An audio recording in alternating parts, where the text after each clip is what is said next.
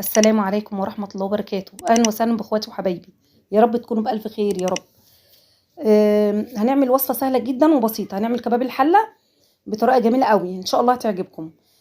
يلا بينا نسمي الله ونصلي على رسول صلى الله عليه وسلم. عايزة بقى إيه؟ أحلى لايك من إخواتي وحبايبي اللي مش راضيين يدوسوا لي لايك، مش عارفة ليه. ربنا يا رب يحفظكم ويبارك لكم في عمركم يا رب. واللي ما اشتركش في القناة يشترك ويفعل كلمة الكل عشان يوصل له كل جديد بإذن الله. معايا لحمة، الكمية طبعا المتاحة عندك كيلو ونص كيلو.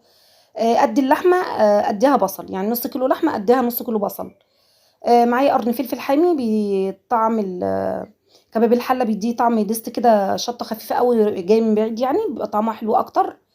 الطريقة سهلة وبس طعمها طبعا ايه حلو جدا. طبعا هحط زيت على سمنة وهنزل باللحمة تاخد صدمة. طبعا هشوحها تقلبتين حلوين كده تاخد صدمة معايا، وبعد كده هنزل ايه بالفلفل الاسود.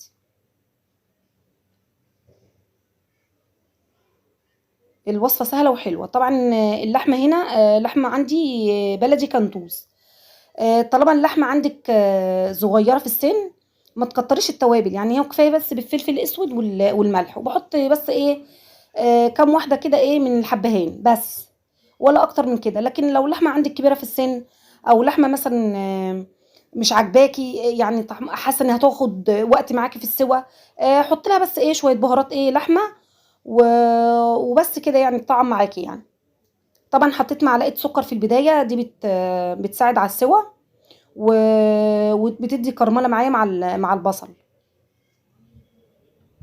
طبعا بعد ما شوحت اللحمه كويس، هنزل بنص كميه البصل وقرن الفلفل، ونص كميه البصل التانية هركنها على جنب، احط عليها فلفل اسود وملح علشان ما تطلعش ريحه ايه اللي هي ريحه البصل. لو قعد من غير توابل بيطلع ريحه مش كويسه يعني.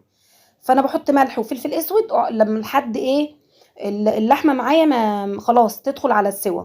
ليه بعمل الحركه دي؟ الخطوه دي جميله جدا. بدل ما بنزل بالبصل كله، لا بنزل بالكميه الاول في اللحمه بتنشف معايا اللحمه وبتستوي والكلام ده كله، وبنزل بالبصل التاني بيبقى معايا فريش، بيدي طعم احلى واقوى بس. وبنزل بربع كوبايه ميه، والملح طبعا بحطه اخر حاجه. الوصفه سهله جدا جدا بس طعمها مميز، طعمها حرفيا مميز. طبعا قلنا في الاول اللحمه عندي صغيره في السن، فما بحطلهاش اكتر من فلفل اسود وملح وكم واحده هيل بس. لو اللحمه عندك كبيره زي ما قلت حطي ايه توابل اللحمه ايه نص معلقه بس، تطعم معاكي الموضوع يعني. بس وصفه سهله وان شاء الله تعجبكم، وكل سنه وانتم طيبين، وكل نفس في حاجه ربنا يا رب يديها له. يلا اعمليها جنب شويه رز او شويه مخلل وعيش، وبألف هنا وشفا يا رب عليكم. واشوفكم ان شاء الله في وصفه جديده. واي حد محتاج اي حاجه يكتب لي في التعليقات اي سؤال، واسيبكم في حفظ الله. مع الف سلامه.